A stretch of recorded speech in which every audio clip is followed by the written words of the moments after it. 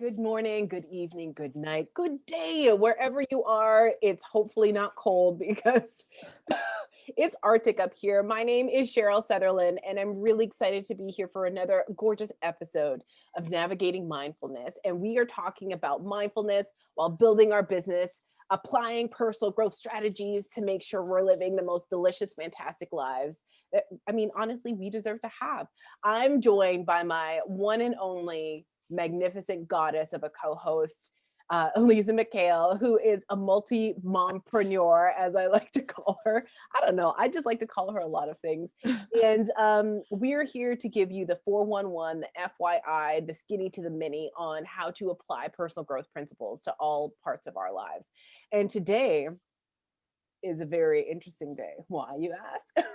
Well, part of being able to be a successful entrepreneur is also making sure that you have the vitality to actually do the things you have to do.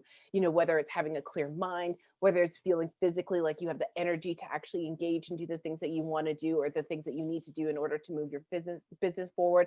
But also, I think most importantly, when you reach that pinnacle of success or as you're on the way to it, you have to be able to do the things that you want to do now that you have the money to do it, right? So like there's so many stories of people that, hustle and work and grind for like, I don't know, 60, 70, 80 years. And they're like, yeah, when I'm retired, I'm going to go on vacation. And then you retire and you can't go nowhere. Why? Because like you're overweight, your body is not helpful, like you might be deteriorating in some places. You're not able to climb Mount Yamanuska like you wanted to. That's been in your vision board because you've been putting this off. So making sure we take care of our physicality is so, so important. And then it also reflects on everyone. It reflects on the health of your business and it also reflects on the balance that you have. So today we are talking a little bit about our physicalities. Ow! So Woo-wee. Look at her roll. For those of you who are listening, she's doing a body roll on a her body chair. roll and a finger gig, physicality. So I know like we're still in Corona season and COVID times.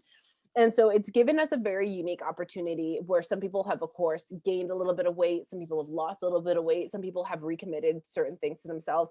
But I feel like for myself, I was like, this is an ideal opportunity because I am a social butterfly. I have a lot of FOMO sometimes. And so if somebody invites me out to something and there's chocolate cake, even if I'm on like the most amazing meal plan ever, bitch, that cake is going to go in my mouth.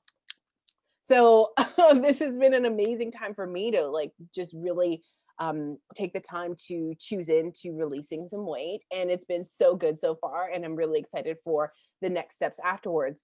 Now, if you don't know, the one and only goddess, Lisa McHale, has this other brand called Releasing 100 because she's all about dropping those LBs, releasing those poundages.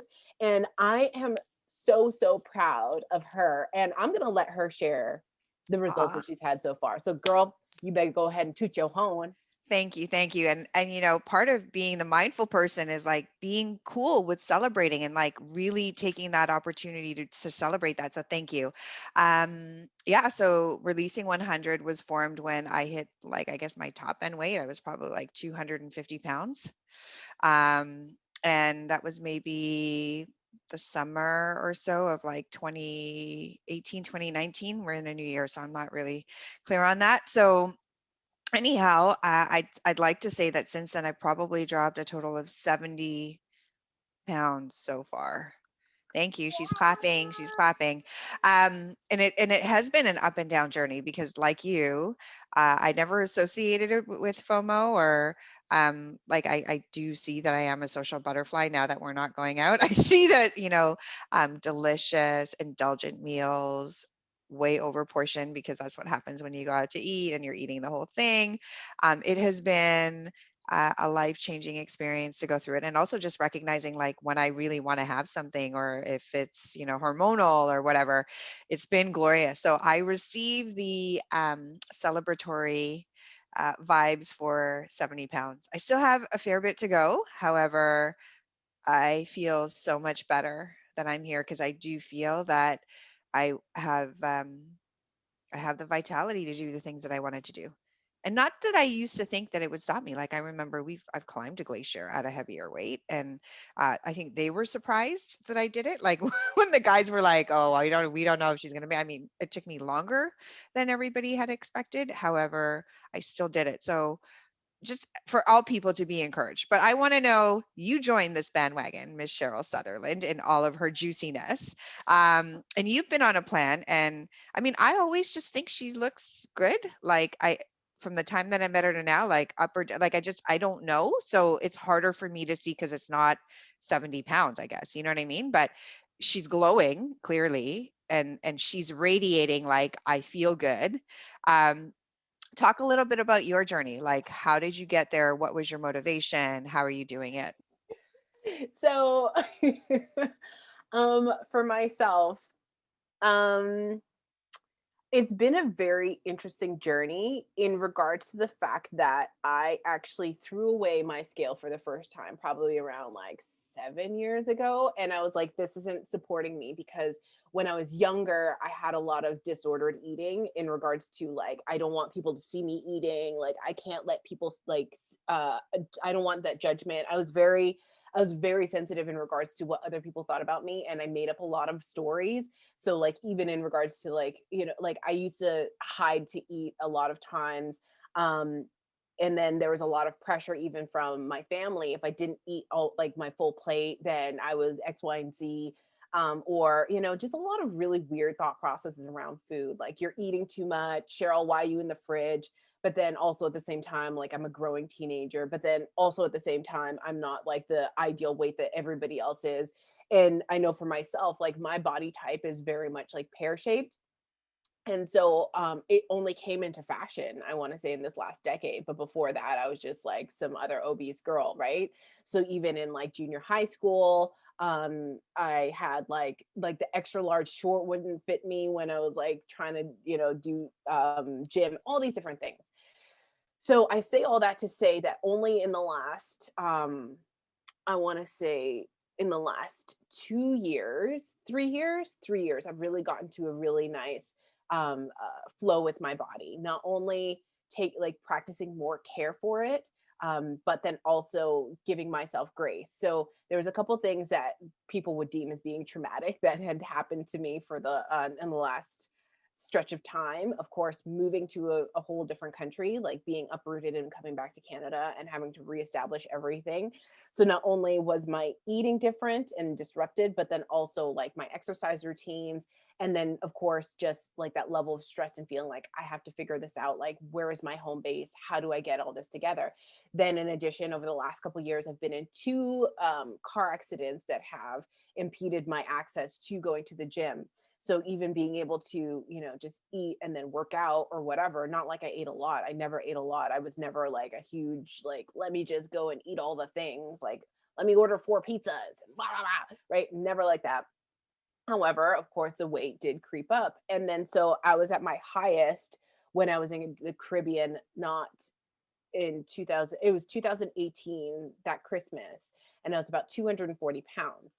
Now the thing is for me is that I'm tall, I'm 5'9.5", and so whenever I gain weight, I gain it very proportionally, so I never really notice. But other people, like when I'll gain weight, they're like, wow, Cheryl, did you lose weight? You look good. I'm like, no, I actually just gained 15 pounds, but thanks. Right. So it's like very like weird in regards to that. However, that's when I really noticed I didn't feel comfortable in my body. Like even in um like I was never one to take pictures of me in swimsuits or anything like that, even though I looked gorgeous. But I was never like I asked my mom to take a picture of me and I didn't like the way that I looked, like the roundness of my face and like all this other stuff. Like I just felt unhealthy.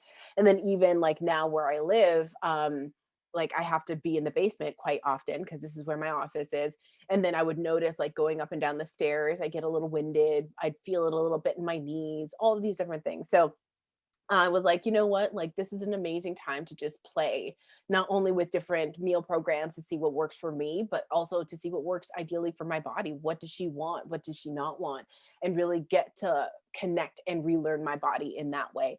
And then so there's always been this specific program that I've loved because it has the right amount of structure and then great results really quickly. And so far, I started that in January, I want to say like January 5th. And then as of today, I'm down 23 pounds. And it's February 18th for everybody's questions. So in about like a little under 40 days, which has been great. I'm going to be doing this meal plan for the 60 days and then transitioning into something that's a little less restrictive, but still something that feels good to me. And I know we had actually talked offline about different ways to connect with your body, have conversations with your body. And one of my favorite ways that I often forget is through muscle testing. So the other day I was actually in the shower, and basically what it is that like you just like center down or whatever, and you just ask your body questions. This often works really well if you've like lost something in your house and you're like, point me in the direction that it is, or like, should I break up with this person? And your body's like, yes, and you lean forward. But usually, like, you'll stand there and you'll say, like, ask me my yes, or sorry, show me my yes, and then you'll move forward or backward, and then you'll say, show me my no, and then you usually move in the opposite direction, and then you could ask a series of yes no questions. And so for me, I've never asked my body, well, what is your ideal weight? What is the best way that you like to release weight? Is there anything that I should know in regards to like exercise? Like, what kind of exercise do you like? And I never really thought about any of those things. I just thought about all the ways that other people have told me that I have to lose weight or I should lose weight, or et cetera, et cetera, et cetera. So during this conversation that I had with her, we got to get to my ideal weight being in the 170s, and I'm totally okay with that. I love my body at the 170s, which is great. And also, like, what kind of meal plan we should do, what kind of exercise we should do, how much water I should be drinking, and all those secrets were always just waiting for me. But my body, like, I just didn't know how to ask. So that I feel like is super important, and then it does play into not needing to figure everything out by myself, just asking these questions and letting my body respond in a way that feels good and that I can actually move forward with and work in alignment versus consistently working against my body. Now, I will say before we go into anything else that during this corona season, this has also been the biggest opportunity for me to get to know myself. And so I've been walking around in a lot of shorts. I never allowed myself to wear shorts or like outside or like around other people like ever. And it's interesting to just like look at myself. I bought a full body mirror, seeing all of my cellulite, all of the things that I used to think were horrific. And then now being able to just look at myself and be like, oh my gosh, I love this. Oh my gosh, look how delicious I am at 240 pounds. And then now that I'm a lot lighter, it's just amplified, and me just noticing and feeling appreciation and gratitude for this amazing vessel that I have chosen to come into. Love it. Absolutely love it. Lots came up. Lots and lots came up. So I'm just gonna like highlight a few things to keep things moving. It's one, you ask your body. Like I think you mentioned this to me one of the few times that we spoke before, and I thought that was brilliant. I'm a little bit more traditional, conservative, tactile in my approach, I think. And I've never done that before. I also struggled with like, what is my weight? So unlike Cheryl, who's much taller than I am, I'm 5'3". At 250, my body was going to fail at some point if I didn't get into better shape. And unlike her, all of mine was in my visceral section, which is probably the most unhealthy. Right. So my reasoning was I wanted to live a longer life as a single mom. I'm my daughter's only person. So I want to meet my great, great, great grandkids. So if I want to do that, then I kind of need to be around, and putting the pressure on my organs was probably my biggest concern. Um, I personally have always been okay with the way that I looked. Like, how I felt in my clothes and the types of clothes, like I would always figure out a way. Like I would wear this at 250 and I was like okay with it. I mean, but it's the style of the clothing and how it would work. It just had to feel good. The health component was probably the biggest. So to me, that was not necessarily asking my body, but really getting into this like research state with my body of like what feels good. So meditating felt really good. And then I could hear what my next best step was. So maybe the same thing that you were doing, but a different approach. So I guess my point is you got to find what works for you, right? This whole navigating mindfulness is like figure out what works best for you. So for me, that's meditation. And then after I cut a little bit of weight, I realized I still had a lot of muscle tension, Mm, right? Like from either hanging on to something or what she was describing in trauma, like having to move back to Canada and reestablish herself. Like I've separated from my ex twice. I'm a single mom 24/7, albeit I have like the best, and Cheryl knows this, like absolute circle of love support system in my personal life and even in my professional life, right? Like I can't do all these things without adequate support, but my physical body had not released a lot of that. And so a part of my day is dedicated to muscle tension release of just like whatever my body is going through, hearing it and dealing with it. And then comes the hydration, the water. So I drink, I mean, I hold these up all the time. I have 12 of these on the go at any moment, and I drink, there's 5 of them on my desk right now. And it's because normally I would drink 4, but it's like, again, she had the hat on, it's Arctic. I'm dealing with like the heat and I'm not really getting outside a lot. So I'm giving myself more hydration. Sleep was another big one. Like um I used to work all the time and then I would decompress at night, but then I would only get, I mean, there were some nights I wouldn't sleep. And then, like I know my sweet spot now is anywhere between 6 to 8 hours. Right. And every once in a while, I'll just wig out and have like an afternoon nap, right? Because my body needs to rest. And I think they're fundamentals that I talk about in Releasing 100 that are really, I think every human being needs it because that's how we're built, right? So sleep, water, nutrition is something that we've never really talked about. I am unlike her. I can eat quantities of food. And like it's like my brain does not have like a you're full mark. Like mm, if I really like something, I'll just keep going. So I actually in the beginning was weighing and measuring my food, mm, and I would only have 3 meals a day. So it has changed. Like I have played around with intermittent fasting, having 1 meal a day, primarily because of time. Like just to sit down and eat 20 ounces of vegetables, that takes a lot of time. And mhm. so and to break it out and then to do the cleanup, it was just easier to sit down and eat one time.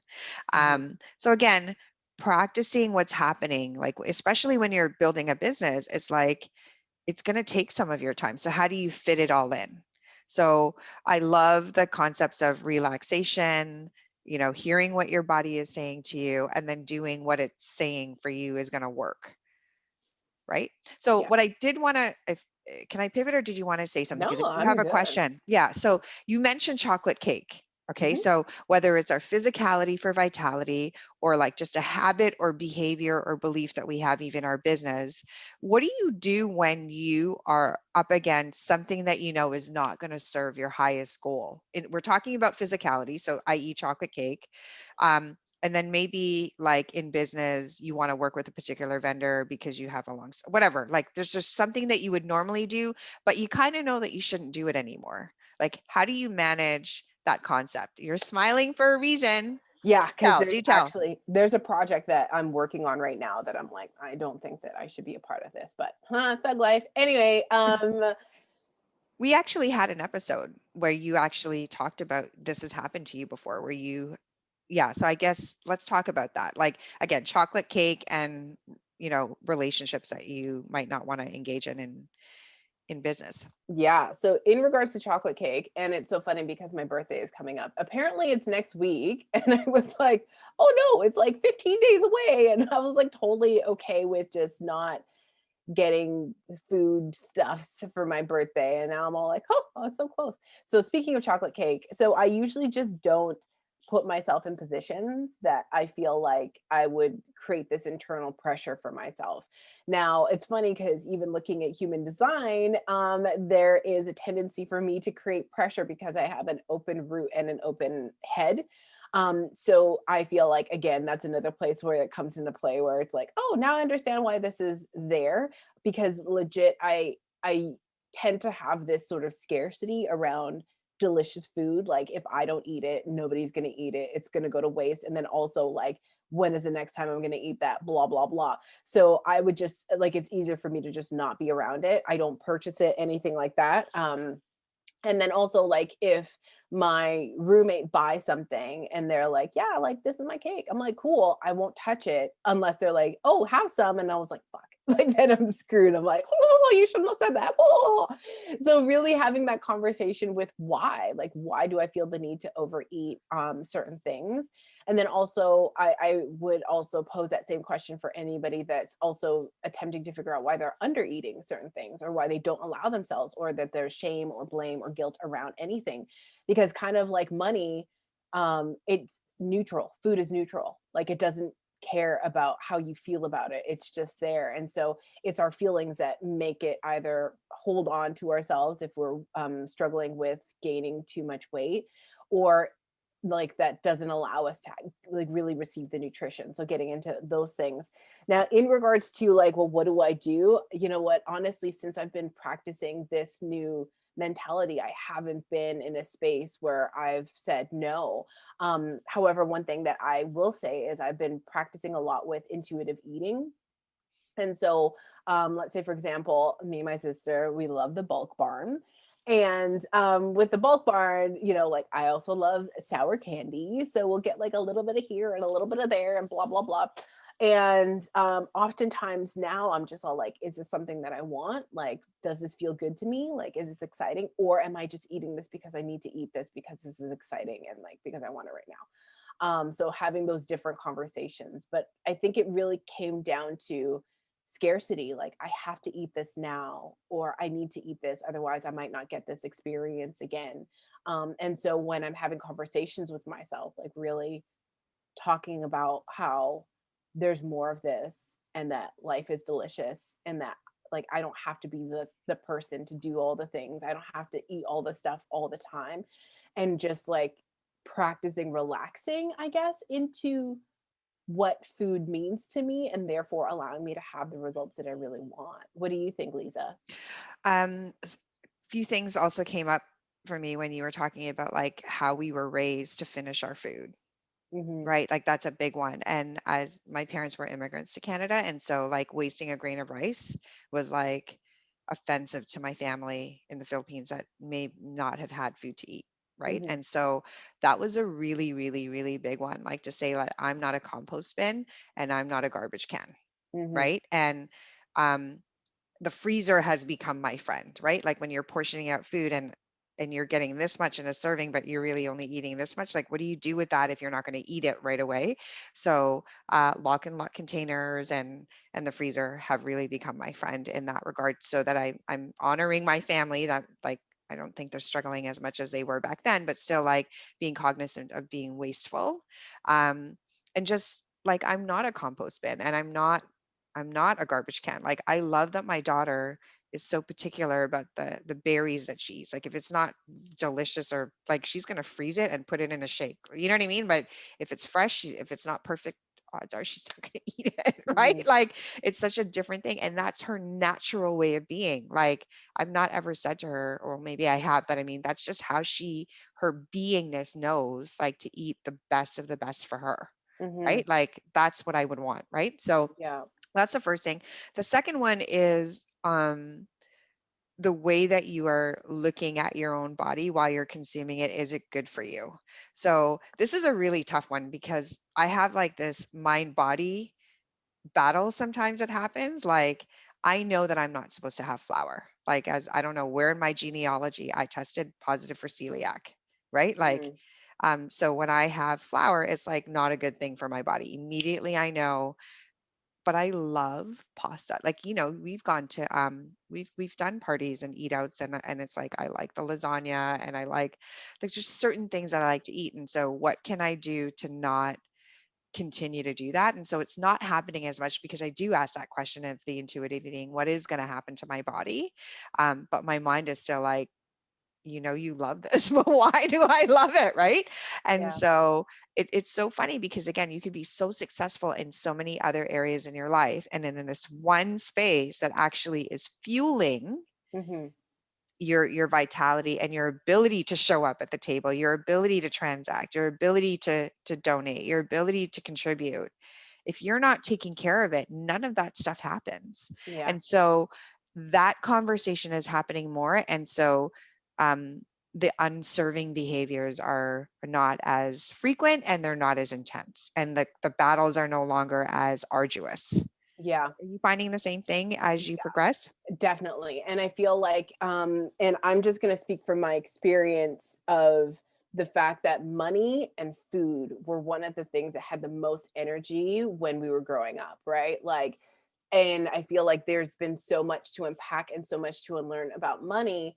And we have the opportunity to take that same stance when it comes to food. Like, I remember, like, my mom used to always be very cognizant of like what food we had in the house, like what everybody was eating, that we were spending too much time in the fridge sometimes.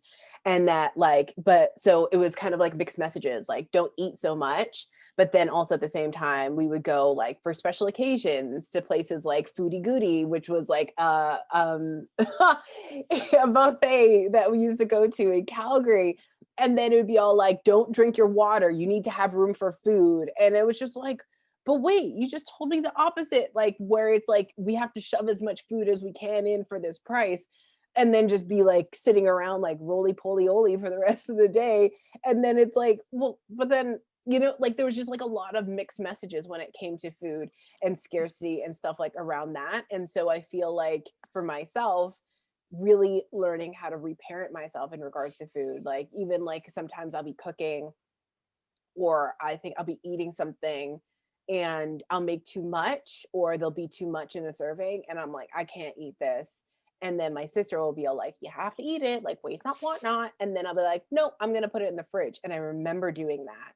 And I remember that this is like an old thought process that I used to have, and now I'm actively choosing to do this new one. Now, again, like there's definitely times where it's like, no, I have to finish this. Blah, blah, blah. And then it pops up for me again. However, for the most part, like I've been, and I'm really proud of myself to say that like I'm having those conversations with myself about what I feel around scarcity, because I think that's the whole reason that I know for myself that my body is held on to things, because it's like, this is the only thing I can control. I need to be safe. I have to hold on to this because I don't know when the next thing is coming.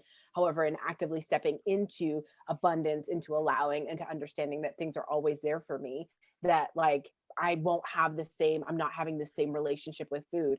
One other point is two of my favorite people, they're twins, and that's why it's both of them. But they're based in Calgary, Lee and Laura Lyons. So shout out to the Lyons twins. However, when I first started hanging out with them, they had a completely different mentality when it came to food and money than I ever did. So they like spent money, and like they were the ones with like the Louboutins, the Dior shoes, the like whatever.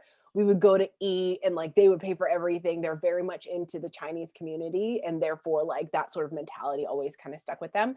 But then even like we would come home after the bar, and then they'd spent like, I don't know, like $150 on like a pizza or like Little Caesars, and we'll have like all these different things, and then we'll eat, and then they'll just throw the rest away. And I'm just like, what are you doing? And I was like, how are you? And I was like, can I like, I need to take some, can I just take some home? Because like, how did that, I don't, let's just put it in the fridge. Like it's fine. However, that's just how they've always been. And not because, and I say that to say, um, just to have that mentality around food was something that was so mind-boggling for me. Like, how could you actually do that? Or just being like, yeah, I just bought these new shoes for like, $1,500. I'm just like, Mhm. what is this? So again, just having different conversations, different experiences, and putting you in different spaces with people that have different relationships with these things are just so, there's so much awareness that happens. So like, it's wild. No, I love that. I remember growing up like that too. And like, it's funny. My daughter, we have these little glass lock and lock containers, and she will save like the littlest thing because it's like something she really loves and she wants to have it later.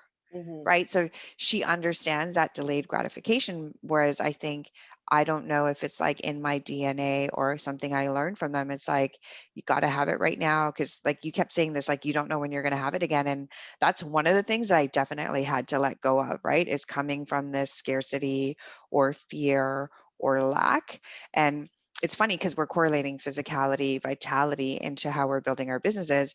And just as a seed planting thing, we are part of a mastermind group, and we're going to definitely have them on. It's something that we talk about, like how your mindset around money, and so we're going to say equals food, it really impacts your results. And if you're not consciously going, no, that's not the right way to think, or that's not the thing that's going to help me think better, or whatever it is that you're, however you want to phrase it, that's going to work for you, the way that you are thinking and what you are thinking about, if you can catch it, you're like 90% of the way there. If you can just catch that thought and flip it to say, that's not actually true. That's not actually true. And this is the truth. Like, it is going to be there, right? I Like, agree. I was guilty of pandemic buying. Okay. I still have, I think, 5 extra cans of tomato sauce and probably 10 cans of like chicken rice soup and Any like toilet just, paper? no, I was never a toilet paper. I always have like one big pack of toilet paper. I've got 2 girls, like, for sure. No, but Yeah. I never did toilet paper. But so that thinking as it relates to like yourself and your business and how you show up, it's a vibe, right? Like, you want to have that abundance thinking, you want to call in great opportunity, you want to have the best relationships. Like, it's got to start from the inside out. And what I'm learning in this physical journey is like, wow, I'm even able to create better results. So regardless of, you know, how the world is looking right now in certain places, especially the economy and like the health and well-being of others, I have been extremely grateful for this time to reconnect with my daughter, to reconnect with myself. Like, when you say you have learned so much about yourself, I am echoing that to the nth degree. And my relationships are far deeper with the people that are like yourself. Like, I've spent more time with you than I have in the years that I've known you by doing this weekly thing. And my hope, as with yours, is that we are imparting onto the people that are listening things that are going to help them get to the next level in their business, because it's not easy. It is taxing. Like, you went through something earlier today with your supplier, your transport people. Like, I love you you, got to DHL. Thank you, she's DHL. fully putting them out there. I love it. No, but I also have like a sponsorship deal with them too. So it's like, but then also like I know like it's a big conglomerate. So you gotta leave room for grace, man. You Yeah, gotta you leave do. room for And grace. for yourself. So I love that you Yeah. said that, because here's the thing.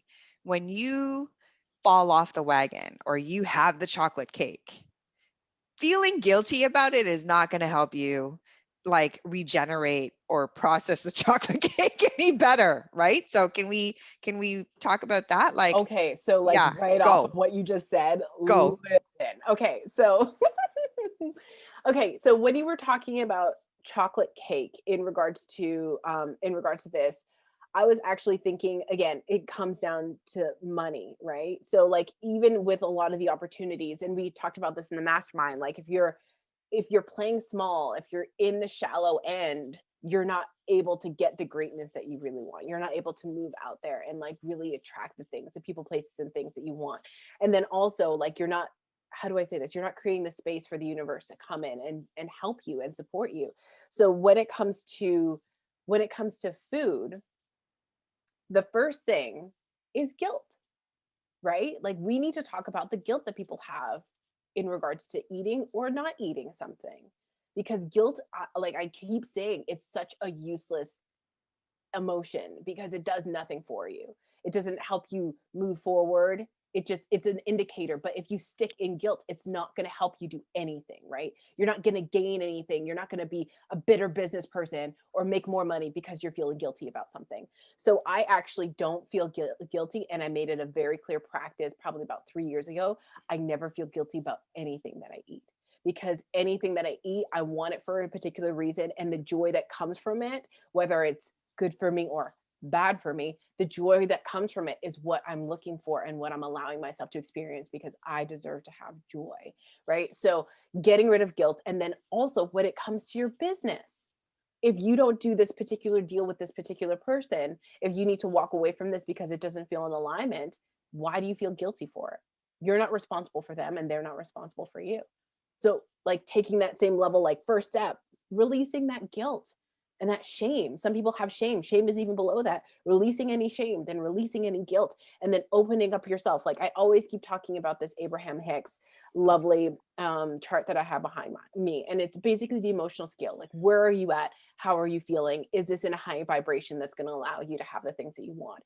So when like on the lower end, we've got blame, we've got worry, we've got doubt, all of that on the lower end, which I like to say is kind of in the same alignment of that. Oh, actually, no, insecurity, guilt, and unworthiness is actually at level 21 and the lowest is 22. So like we're not messing with guilt anymore in 2021. Okay, wait, what year is it? Yeah, 2021.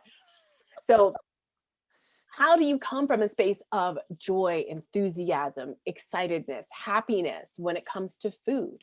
It's that same way when it comes to business relationships. If you're feeling joy, elated, excited to work with someone, then you know, hey, this is the next best thing. This is I'm on track. If you're not feeling that, that's okay. It's just an indicator that you need to switch things up and this isn't for you, might be for somebody else, but like let the good things happen for you. And then again, in making space for good things to happen for you, guess what? They happen for you. Whether it's the people, places, and things that fall into place for you, or it could be the right eating or physical movement that you need in order to support your body in feeling amazing. Whether it's supplementation, like I just started taking B12 and I'm like, why wasn't I doing that before? Whether it's, getting some probiotics, whether it's working more with weights than with cardio. Like I asked my body, she does not like cardio. I'm like, okay, cool. Like, I don't need to feel guilty about that, but she's about the weights and I'm also about the weight. So we're good in that regards to that. But like really working in alignment and co-creating, it's just so, so delicious.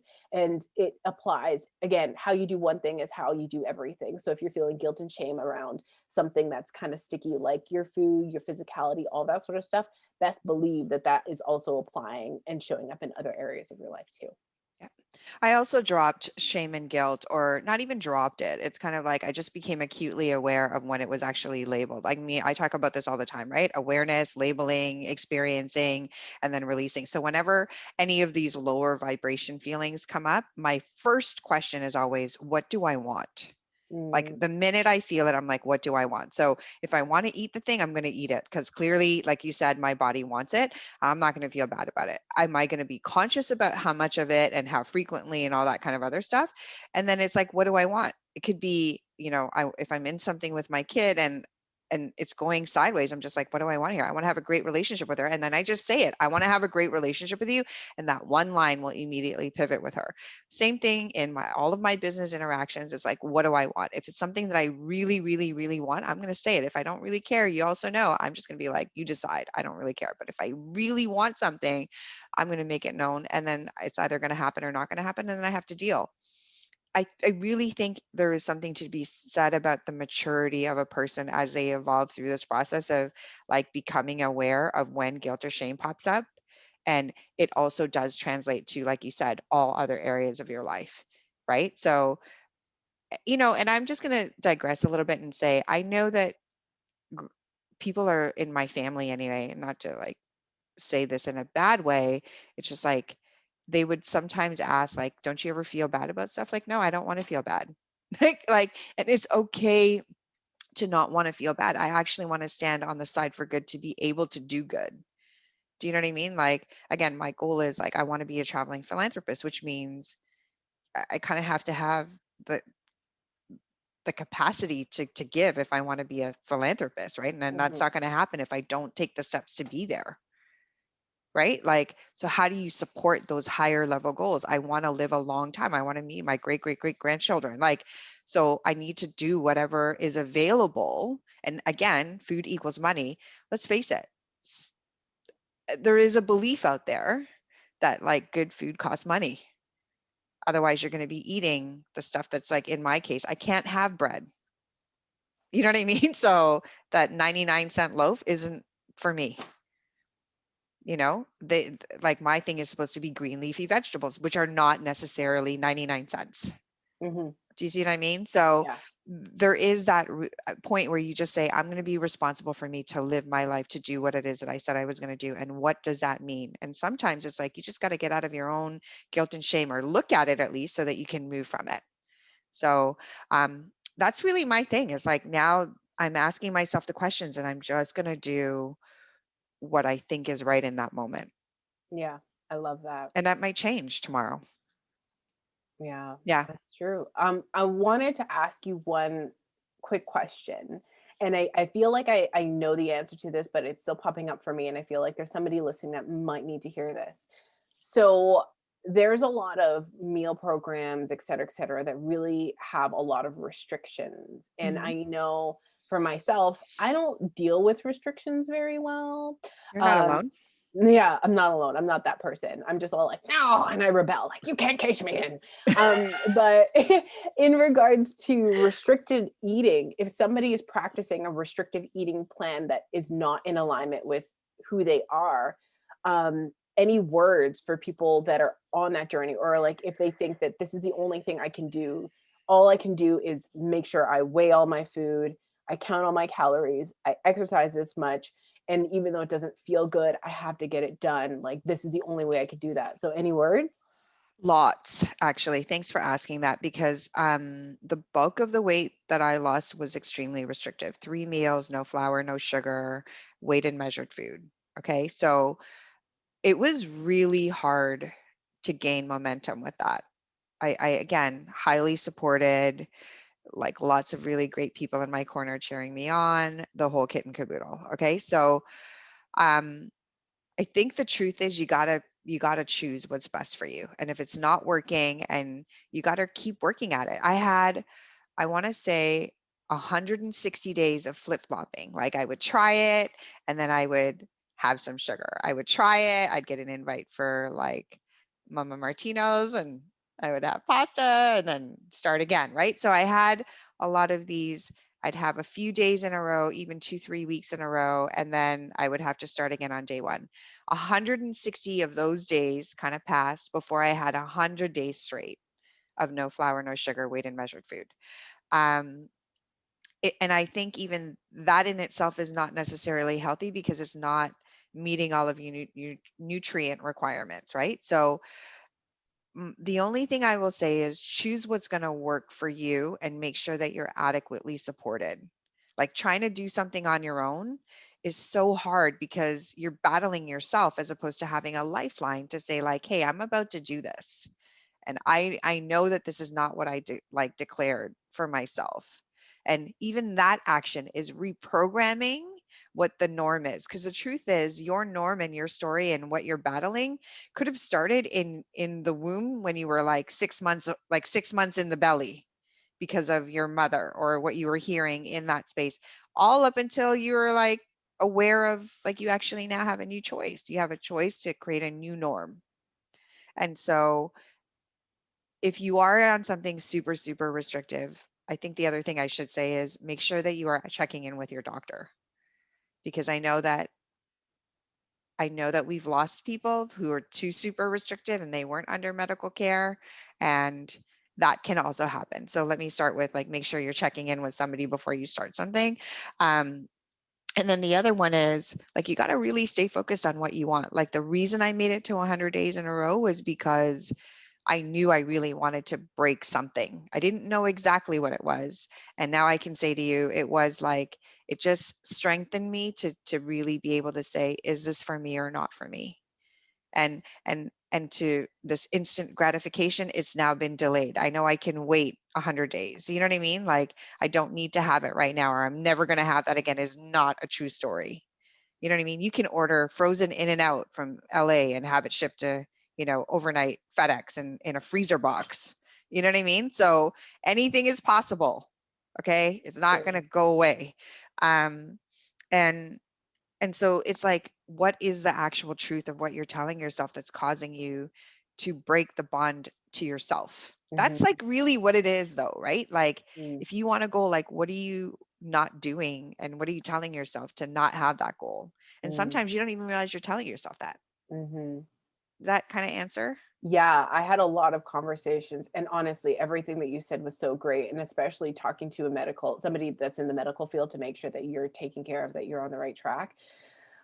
Because it can be a slippery slope, especially if you've, done some yo-yo dieting or struggled with your weight in the past. Like, I am very cognizant that this particular program that I'm doing, it can be very addictive because you do lose a lot of weight very quickly. And like sometimes you're like, I don't really feel like eating, but you have to eat because you're eating such low calories. So similar to you, I'm weighing and measuring everything. I'm counting my calories, which normally I'm like, fuck calories. Calories don't actually mean anything. And I still believe like calories don't really mean I anything, never but like, counted calories. I counted the weight of my food. oh, okay, That okay, was but it.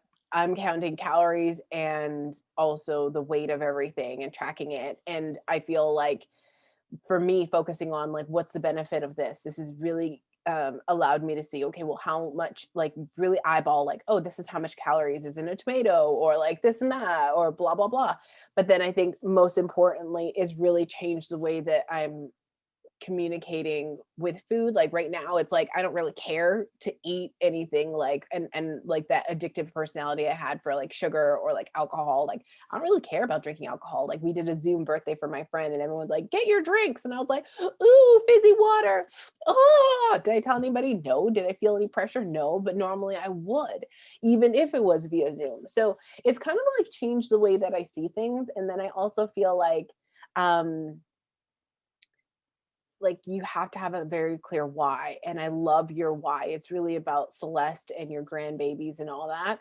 For me, it's just like I just really want to feel 100% confident when I walk into a room and when I have conversations because similarly to you, like I'm really ready to get into like a delicious relationship. And one thing that I notice is that even if I'm doing like a Zoom call with someone or like we're doing FaceTime and stuff like that, I'm still feeling self-conscious about my body, which I shouldn't because I look delicious at any weight, right?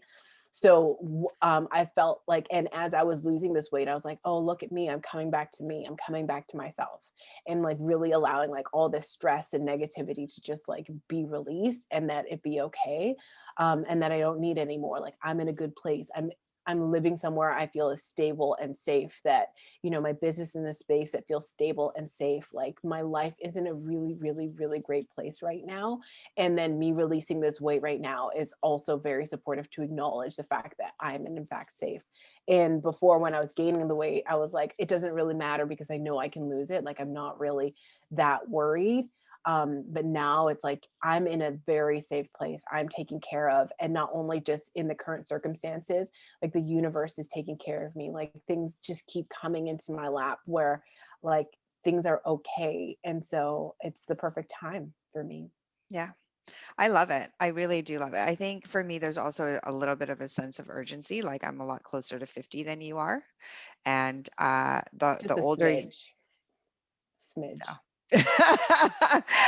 it's a lot more, it requires more to release weight at an older age. I mean, I have been told that the entire time and I didn't really understand it, but my body's not behaving like it did at 20 or 30, that's for sure. So there is that sense of urgency for me, and just really listening to what it is that you want and knowing, like I love your affirmations, like you speak it, you are the affirmation queen. So um yeah, I believe all those things. Like my life is really, I'm very grateful for it. I think I'm very blessed that I get to make the choices and still be supported and still operate with, you know, integrity and know that it can change. Like new information can come out tomorrow and this is rendered like, hey, no, this is actually the most important thing. And that's really important, right? Like to be flexible, like to go up and down that chart and recognize where you are with your emotions and like what is true and what is your next best step, right? And so sometimes it's like your mindset really has to be the thing to shift right away, right? Agree. So um I'm good to wrap. I feel really, I think we left people with a lot of things that are real in terms of physical. Like health, stress, energy, that kind of stuff. And how it does relate to business. Because at the end of the day, if you're building a business, this is really about you. And if you're not around, what happens to the business? And if you have a business that employs other people, like, that is the deepest honor in terms of like how you can support people and their families. And if you're not taking care of yourself, then what are you doing? So I that's it for agree. me, I co-host, agree. I delicious agree. co-host, I enjoying your new self. And I love how you put it right out there that like you're ready. I'm like, okay. yeah, I Open for mean, love. like, Open for love. I'm ready for it. But I love everything that you said, and I oftentimes, especially in my courses, especially in the clear and confident course, that one's a really great one. But I talk about the successful version of you. Like, what does your day look like? What are you doing? Who are you talking to? What activities are you a part of? Yeah.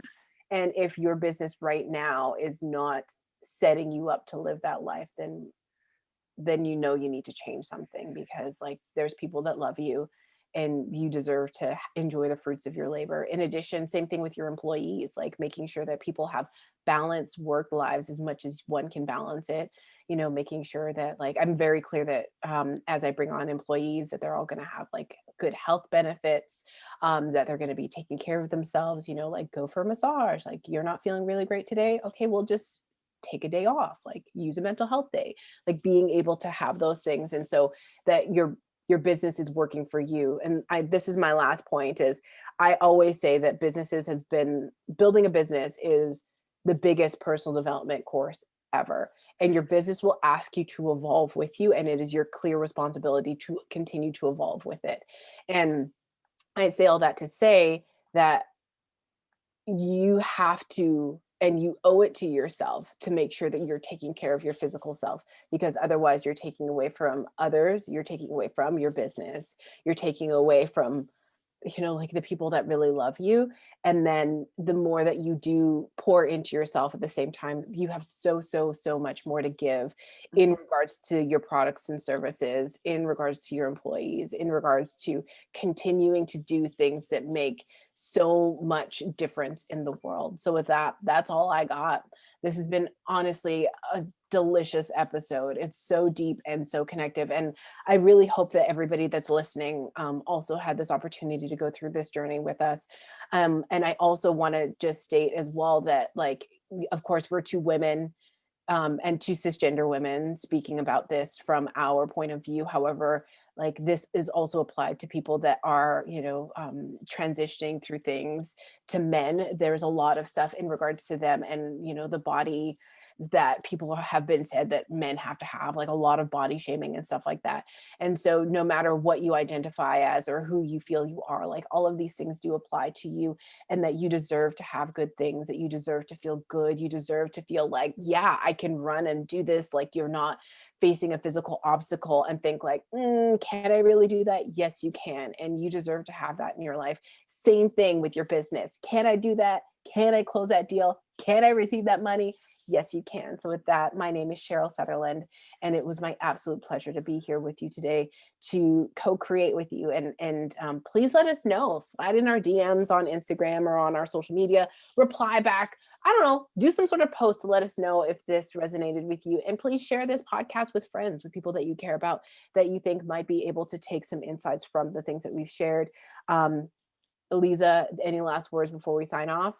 Not at all. I think you wrapped up really, really well. And just to everyone out there, just really like be your best self. Yeah, you deserve good things. And with that, we will see you next week on Navigating Mindfulness. Yes, talking about personal growth while building businesses.